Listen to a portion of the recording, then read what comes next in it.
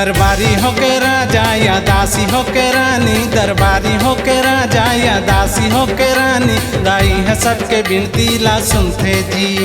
तोर श्रद्धा भाव देख के तोर भक्ति भाव देख के दाई है घलो मन मथो कन गुनते जी। तोर श्रद्धा भाव देख के तोर भक्ति भाव देख के दाई है घलो मन मथो कन गुनते जी।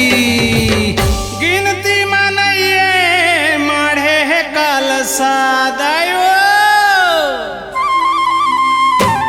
गिनती मनइए माढ़े है कलसा दाई माढ़े है कलसा।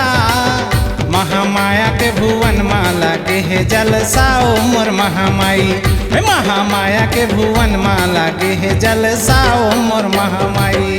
लाखों करोड़ों चढ़त नारिया रे समलायो, लाखों करोड़ों चढ़त नरियर दाई चढ़त नरियर, बड़ा नेक नीक लागे जवार नरियर ओ मोर समलाई।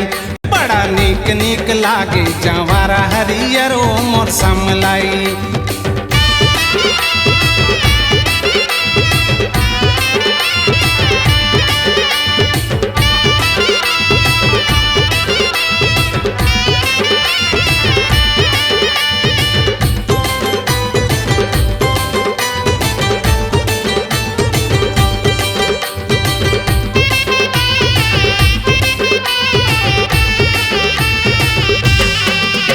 दरबारी होके राजा या दासी होके रानी, दरबारी होके राजा या दासी होके रानी, दाई है सबके बिनती ला सुनते जी।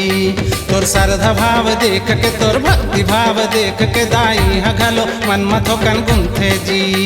तोर श्रद्धा भाव देख के तोर भक्ति भाव देख के दाई है घलो मन मथो कन गुनते जी। कोनो चढ़ावत लाली चुनरी दायो, चढ़ावत है लाली चुनरी दाई वो लाली चुनरी। कोनो चांदी के पैजनिया सोना के मुंदरी ओ मोर बमलाई, कोनो चांदी के पैजनिया सोना के मुंदरी ओ मोर बमलाई। मोहनी मूर्तिया मनेला मोहथे माई, मोहनी मूर्तिया मनेला मोहथे मोर मनेला मोहथे।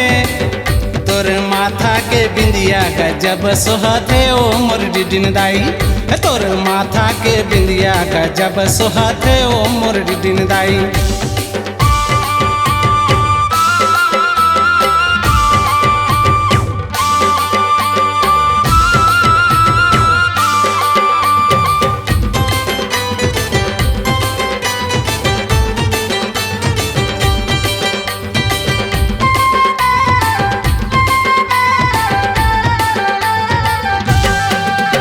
दरबारी होके राजा या दासी होके रानी, दरबारी होके राजा या दासी होके रानी, दाई है सबके बिनती ला सुनते जी।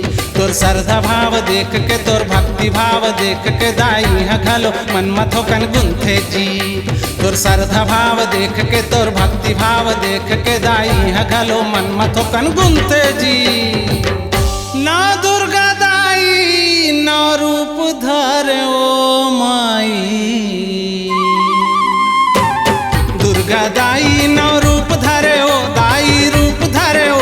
ए दे असुरन ला मारे बरकूद पारे ओ दाई तय बन के काली, हे दे असुरन ला मारे बरकूद पारे ओ दाई तय बन के काली।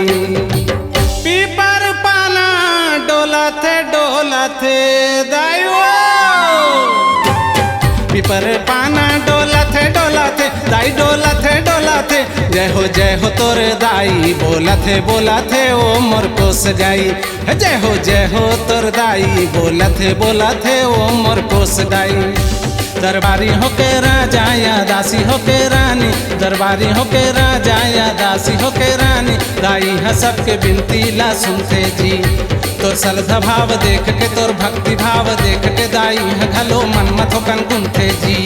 तोर श्रद्धा भाव देख के तोर भक्ति भाव देख के दाई है घलो मन मथो कन गुनते जी।